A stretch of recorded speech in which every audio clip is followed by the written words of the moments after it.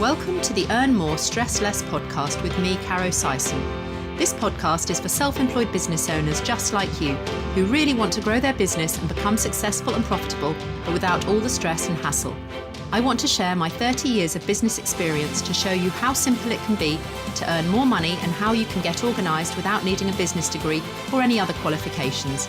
I'll be talking about the easy steps that you can put in place right now to start earning more money today and to help you get the business that you deserve and dream of. Without further ado, let's get started.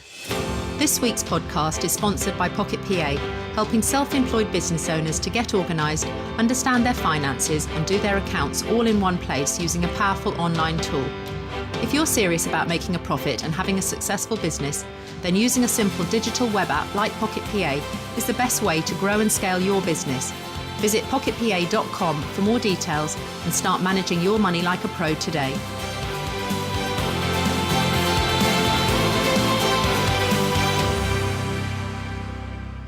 Hello and welcome to the Earn More, Stress Less podcast with me, Caro Sison. Thanks for joining me. Today, I'm talking to Kim Raine, an ADHD mind, body and confidence coach, and she empowers high-flying ADHD'ers who might feel held back in life or business because of their physical or mental health. She helps them to bulletproof their self-belief, increase their confidence and get on top of their ADHD so that they can level up without burning out. Now, that is a tall order. So Kim, hello, welcome to this week's podcast. How are you? I'm good, thank you, Caro. I'm not too bad. I'm actually just recovering from the flu, which I've never had in my life before. So, I'm on a bit of a slow burn myself, but I'm really good. Lovely to see you. So I think let's start at the beginning about ADHD, because I think neurodiversity and neurodivergence, these words are things that are becoming more talked about, certainly in mainstream media, although I don't think the actual thing has been sort of something new. It's been just bubbling under the surface and not actually talked about or recognised or known or diagnosed. So could you just start by talking about ADHD and a little bit about neurodiversity, just to update our listeners who might not be on the same page as us? Okay, so when we're talking about neurodiversity, we are talking about this slightly different brain, a brain that just changed, that operates differently. So it's autism, it's ADHD, dyslexia, all manner of things. But with ADHD, what we're really looking at is which is attention deficit hyperactivity disorder. And ADHD is quite often seen to be a discipline or a behaviour problem. Quite a lot of the traits in ADHD can be taken to be personality traits. And so actually you get this, aren't we all a little bit ADHD? And, whilst it's on a spectrum, I think the difference with ADHD is that, it's something that's been present all your life, and that these traits are causing a real problem in your life. But also there are physiological differences as well. So, there are differences in the brain, there's differences in how it functions, which I expect we'll get into more as we move along. But, actual ADHD, our brains are different. They're not, better or worse. We're not less intelligent. In fact, quite the opposite. But we are stuck and we can go round and round in circles. And so, with an ADHD brain, there are physical differences as well. I think that's a really common misconception. There's a stereotype. I certainly know when I was growing up, people talked about ADHD. It was something, those disruptive boys in the class that couldn't sit still. They fidgeted. They were always causing issues. And I don't think it was ever suggested that girls could have ADHD. Certainly when I was growing up, it was very much a boy thing, and it was something that happened at school. And I don't know really what they ever thought happened to these boys when they became men and turned into grown adults. I don't know whether people thought that they grew out of it, or it was just always seen as this childlike boy syndrome that boys did at school, and they've got ADHD. They just give them a little bit of medication or Ritalin or something to calm them down and sort of stuff down their ADHD, and then they'll function normally and they won't be so much of a problem. I'm saying that in air quotes because I think that's how people have perceived ADHD as. Yeah, and I think that the reason that it wasn't diagnosed in girls is because it wasn't diagnosed in girls, until 1990. there may have been the rare case, but generally it wasn't believed to be something that affected girls, and it was believed to be something that you grew out of. And so actually with regards to those boys, it was exactly thought that they would just grow out of it. And actually what we now know, because of changes, in advances in neuroscience and a better understanding of what ADHD really is and how it presents. And even today, the real criteria that is used to diagnose ADHD is believed by most experts to be out of date, because we know so much more about it now, far more on the emotional side. But yeah, it wasn't really thought to be something that affected girls particularly, and it was something that you grew out of. And so a lot of girls, because they presented differently as well. So actually, it's probably worth saying, ADHD, attention deficit hyperactivity disorder is you have three types of it now. So you have the predominantly hyperactive type, you have the predominantly inattentive type, and you have a combined type, which is what most of the population tend to be, is a mixture of the two. And the inattentive type is what was formerly known as ADD. But now it's got the H in it because actually there is still the hyperactivity, but it's cognitive, or more cognitive, so it's more the racing thoughts, it's got the other traits about it, but actually the hyperactivity is very much more of an internal thing. And it's, a lot of ADHDers will say they've never quite felt comfortable in their bodies. Those that aren't as aware. And quite often it can be that hyperactivity in your body that just, you always want to be moving forward. You always want to be moving on. And of course, that's a lot easier to mask. And so for girls in school, there's lots of reasons that they do still slip through the net.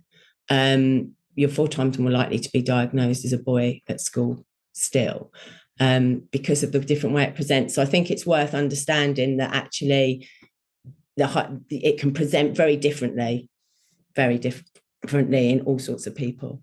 So ADHD is one thing that can fall under this umbrella of neurodiversity, neurodivergence, which is what we touched on at the beginning. So other things would be dyspraxia, dyscalculia, dyslexia, people that have problems looking at words or numbers on screens, those sorts of things. It's because their brains are wired differently and they process information in a different way.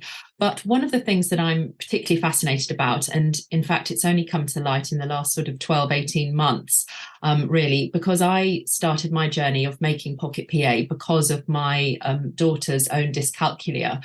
And I didn't put it into a classification at that point as, oh, she's neurodiverse, she's not neurotypical. I put it into the fact that she couldn't understand numbers. We'd never diagnosed it. We've never gone formally for a diagnosis because, it wasn't necessary. I knew that she had this issue, and I don't want to say problem, but she found numbers challenging and just in a jumble. And my son has had dyslexia all since school. And so he also didn't process things, but in a different way to Megan.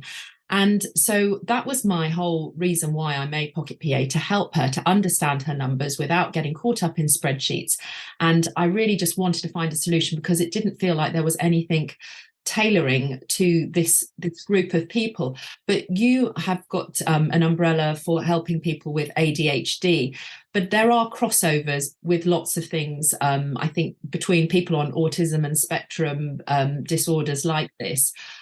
So yes, you don't need to have a formal diagnosis, is that right, to be able to classify yourself or to feel that you can get support from people that do reach out with ADHD support and coaching? Yeah, absolutely not. Like, I now speak to a lot of women who are and men who are self-diagnosing later in life.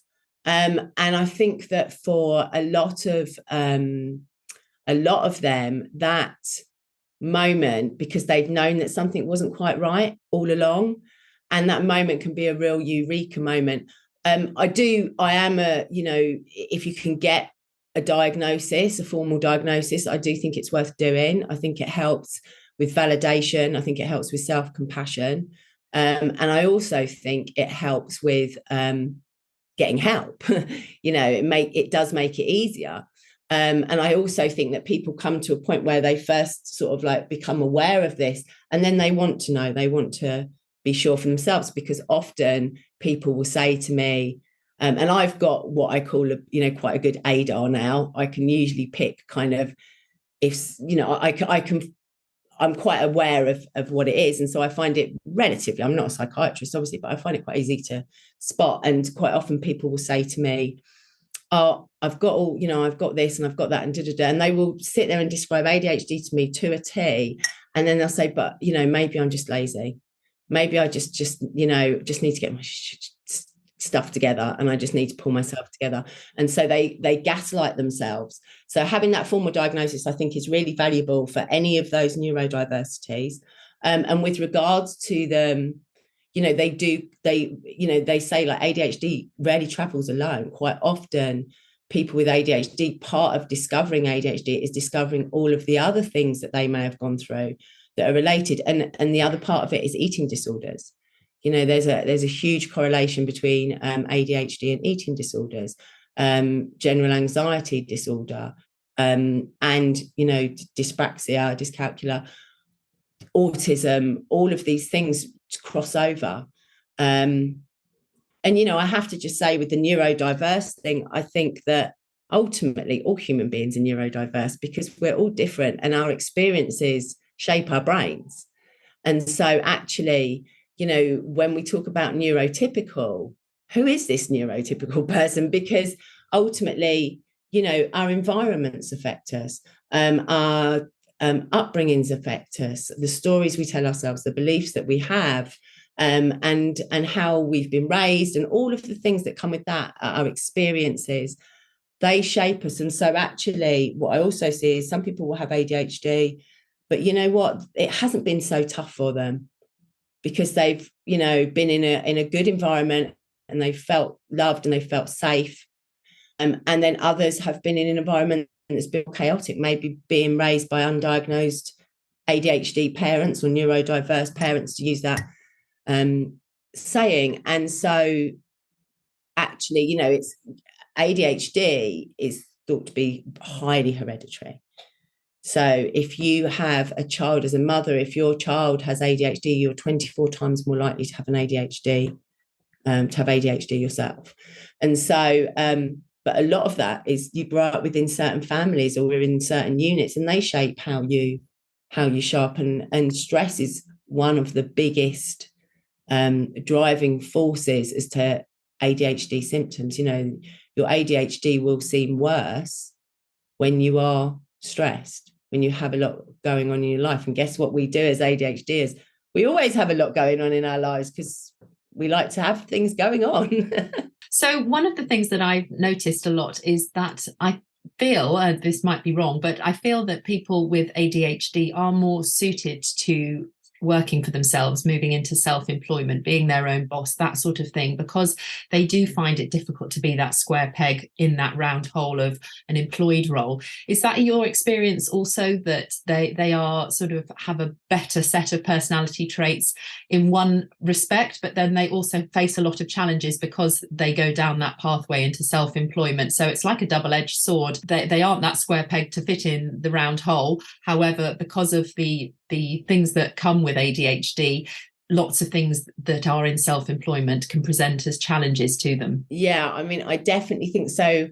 Where I trained, Adka at the ADD Coaching Academy, who's like the guy that runs it, David, who's like, arguably the leading ADHD coach in the world. He said to me, he said, I believe that all entrepreneurs are a little bit ADHD, which I think is a pretty sweeping statement, to be honest.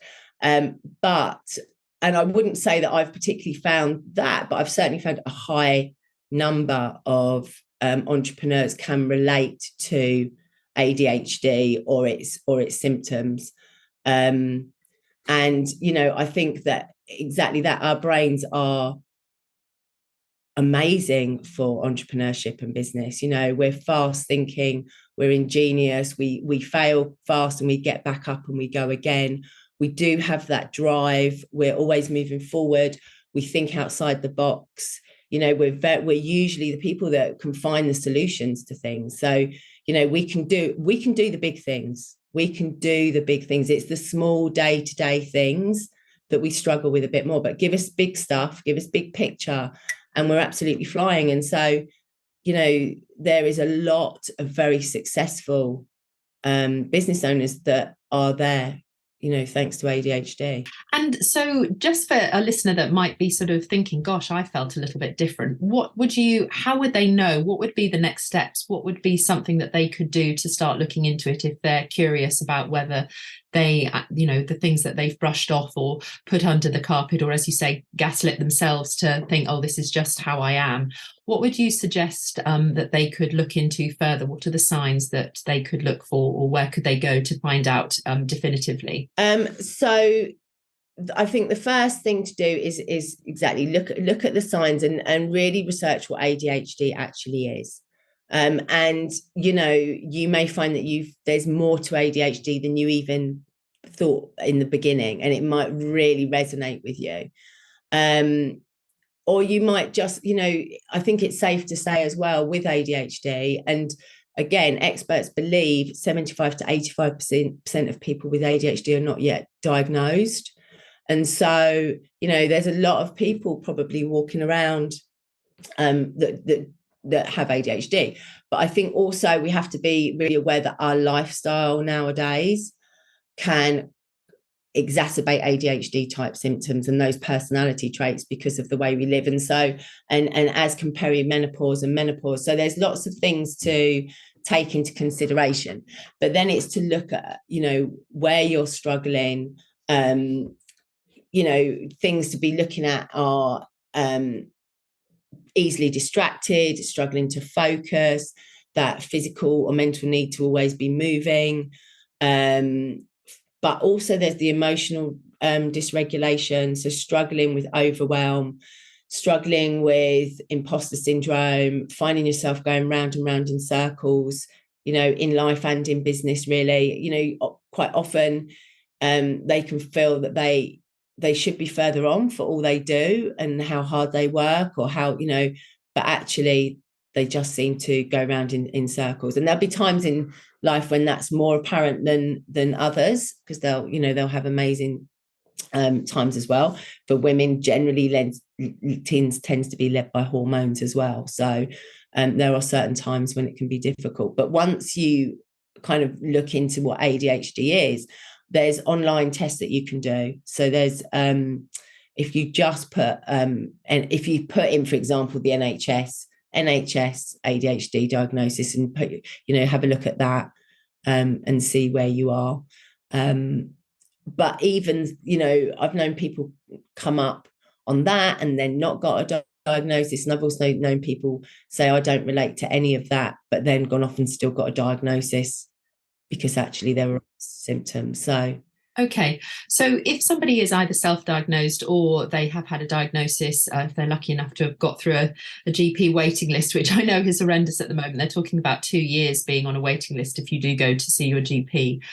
Yeah, I mean, that's if you're living in a good area, or that postcode lottery sort of thing. I've heard up to 6 years, and I've had clients in the area send me copies of letters that they've had saying, just to let you know, we're just seeing people from 2018. Gosh, that's crazy. Yeah. So if they have self-diagnosed or they've had a formal diagnosis, what sort of things could you suggest as an elementary level on things that could help them, hacks, tricks?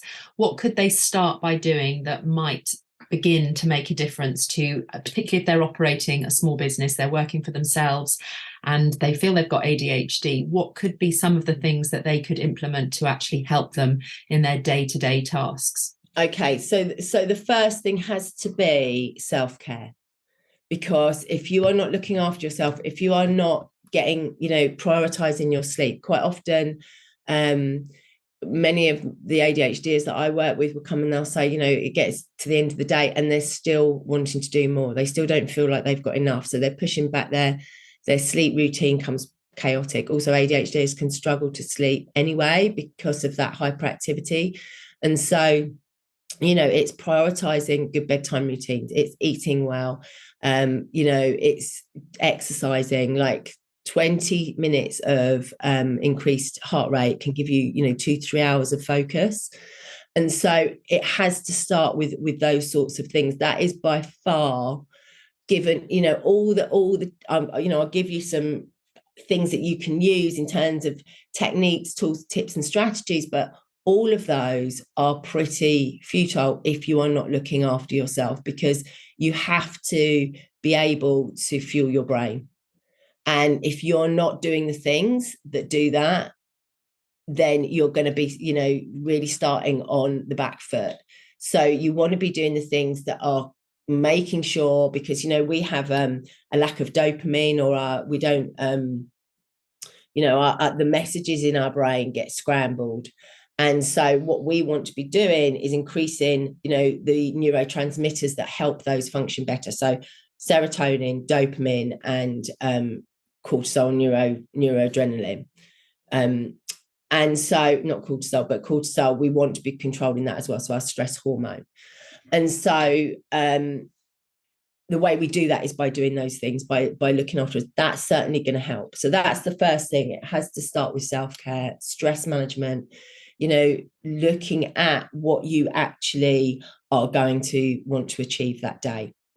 And very often, we have these big, long to-do lists, which have been proven to make procrastination even worse, because you end up doing the things that you like. Or for us, we want that quick dopamine hit. We love ticking off a task. So we'll pick the easy things. We'll pick the things that, ADHD brains are not wired for importance. They're wired for interest. So we will always choose the interesting thing over the important thing if we're not, not on our A game. And so what we want to do is, pick 3 things that you're going to want to achieve that day. 3 things that are your things. And the most, pick the 3 things that are going to move you forward in your business, not the 3 things that ask yourself the question, am I doing this because it's important, or I'm doing this because it's interesting? Because we will do the interesting stuff, and the important stuff is the stuff that gets pushed back and back and back. And usually it's the important stuff that's going to move us forward in our businesses. So pick 3 things that you're going to do that day, and then ask yourself, are these the important things or the interesting things? And how can you make the important things seem more interesting to an ADHDer? Is that the magic sauce? That's a really good question. That is the magic sauce. And, again, it's doing the self-care. So it's looking at as well, is like, are you starting your day in ways to increase your dopamine, to get that head start? So, ideally, in an ideal world, it would be some exercise, without a doubt. That is by far the best way that you can start your ADHD brain, so that you can, really utilize all of these things and make things more interesting, because you're going to have the dopamine. So that's the first thing. What do you love doing? First of all, do what you love doing. So basically, I have in the membership, we do body doubling. Well, we start off, they'll, pick a song and listen to that song loud. Go and dance. Go and, if you like reading, start your day with reading. Start your day with the things that you like the most, because actually, and set yourself a time. I have a deadline. It's like, right, I'm going to start work at this time. But what we need to do is fuel the brain. Once you've got the brain fueled up, then you've got, again, a better chance of doing the thing that you need to do. And then, how do you make it interesting? Well, it's ultimately, I'll give you an example. When I wrote the book, and the editing phase of the book was like nails down a blackboard. It was so difficult. This book was like a boomerang. It just kept coming back. There was always more to do. Every time I thought it had gone. And, I loved writing the book, but we're not great at finishing things off. And it was hard, and it was really, really dull and really difficult, because it wasn't interesting. And my ADHD brain, if I'm honest, was already on to the next thing. So actually having to sit and finish that was really, really challenging. And so how did I make it interesting? Well, I had in my head, okay, do this and you will be an author. I had this launch date, so I knew on the 22nd of September. And so I tried to, and I focused on that. And I did the other things in between. But I also used hyper focus as well. That's another thing that we can use. But other things that you can use to kind of help you stay focused are brown noise. So brown noise in the background, which sounds kind of a bit like a waterfall or rustling of trees. How is that different to white noise? I've not heard of brown noise before. So it's you at the moment, I don't know the full background in it, but at the moment you've got all this array of coloured noises that people are talking about. And the brown noise is it's different to the white noise. I'm not sure, it's a different pitch or whatever. So it's said to be really quite relaxing, and actually that's, I would have that on in the background when I was doing, and it just sounds like you're sitting next to a waterfall. But my husband, who is in air quotes neurotypical, came in and went, oh my god, what's that noise, how can you listen to that? And I wasn't really listening to it, it's just on in the background. So brown noise, you just can Google it, and there's lots of it on YouTube. So can I ask, do you think ADHDers and neurodiverse people prefer or need structure? Or is it structure in contained ways, which are perhaps shorter time capsules than somebody else? And would you need to do you think variety is one of the key things to ensure that there's variety, short time slots, perhaps a reward at the end? Do all of those things match with things that would work better for somebody with ADHD? Yeah, so I think, look, we need structure. Okay, structure. Without any structure, we can go off the rails. However, at the same time, we do find structure challenging. So the best thing that we can do is, first of all, looking at creating habits rather than structures. Habits. Yeah. So maybe that your habit is that you wake up and for 20 minutes you dance around the kitchen like a lunatic, or you go for a run, or you read whatever it is, but you create good habits that can help you make it feel less like structure, more just like you, and that's what you do. But we do need structure, but also I think that we need to understand that there are times when our brain just kind of goes offline, and that actually those are the times that the best thing we can do is go and do something we love. We go and for me, I will go and grab my dog and go and walk my dog. I know that I'm two birds with one stone. I'm firing up my dopamine, I'm getting in nature, which is really, really good for us. I'm taking that pause, I'm taking that time out, and giving myself some space doing something I love, or maybe go and phone a friend or whatever. When our brains do that, and we fatigue easily, more easy than most in a lot of ways, because our brains use so much energy because they're always on the go, and for many of us our bodies use a lot of energy as well. And so when that happens, to get you back on track as quickly as possible, rather than sitting at your computer just trying and a 15-minute task taking 2 hours, you do much better to go and phone your friend for 5 minutes, or watch an episode of something, or you've got to be careful because we get hyper focused, so you've got to have some boundaries around that, but actually understanding that. So for me, for example, my structure is I work, I go and exercise in the mornings. I start work about 10 o'clock-ish usually. I know that between about 3 and 5, I'm not really that great. So I'll do stuff like, I'll do a bit of housework, or I'll phone a friend, or whatever I'll do. And then I come back to work a little bit later, but I don't work in the evenings. By 7 o'clock, I'm done. I think that's what's a really nice thing when you're self-employed, to be able to have that flexibility. And I think that's why one of the great reasons why neurodiverse people sometimes fit better into self-employed roles, because they have that flexibility to be able to recognize when they have those periods where they don't operate so well, like you said, in the afternoon, where you've got that flexibility and you can shoehorn your work around those times and increase productivity when you are fired up. So I think that's a really useful takeaway. I think we also have to be quite mindful of that, though, because that can also be, our nemesis, that there isn't that structure. We can do what we like. And so we do have to be, be on our guard with that as well. Yeah. Now you've got your book, I know Square Pegs, I can see it behind you, which has come out recently and done incredibly well. What's it got in there, Kim, that could help people that might be listening today to be able to take that first step as to be able to start to understand more or find some ways that they could help manage their ADHD? So the book is Square Pegs, a book of self-discovery for women with ADHD. And it really is written for those women who have spent their life kind of trying to keep up and trying to fit in, and often have had late diagnosis, or maybe are just coming and becoming aware of ADHD. It's not, I say it's not a book on ADHD. You're not going to, if you've read other books, you're not going to learn anything new about ADHD as such, because I'm not the person to write that book. This is a book that goes through the journeys that I've gone through with many clients over the years. Like I say, I've been coaching for 17 years, and only officially ADHD for a year, unofficially for 4 years when my couple of high-flying clients got diagnosed, which opened a real Pandora's box. But then I realized that unknowingly I've been coaching ADHD for about 17 years, because I've been helping with people with burnout and confidence and diet and feeling good and sleep issues and all of those things.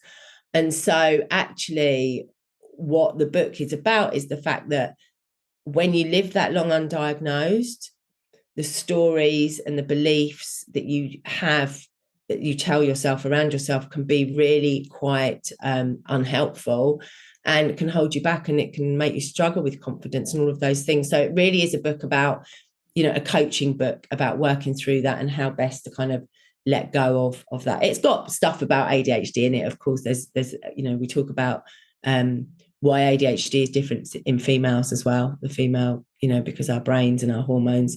But yeah, it's a book that I'm really, really passionate about, because it's something that I've seen in my clients for many years. So it's a really great starting point, I think, for a lot of people, particularly if it's this whole concept or idea is new to them or they don't know much about it. Could be a great starting point. And I would say men can read it as well. I just, my husband was like, why can't men read it? But you made it for ladies. Yeah. Well, I wanted to talk about hormones and menopause and all of those things. So, I'm sure there's lots of crossover. That's so good.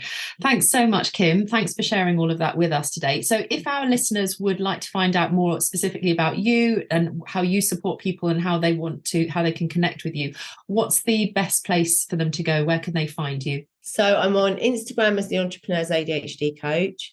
And I have a Facebook group called ADHD Brains in Business, which is open to any kind of one in business. And, even if you're in a corporate environment, anyone that just wants to do better in business, whether you're self-diagnosed or diagnosed or just curious, you can come over and find us that. So that's ADHD Brains in Business. And that's my Facebook group, which is probably kind of the best place to start. And then I have a membership that is called the ADHD Business Collective, which is more sort of around accountability, etc. And you can come and join us there.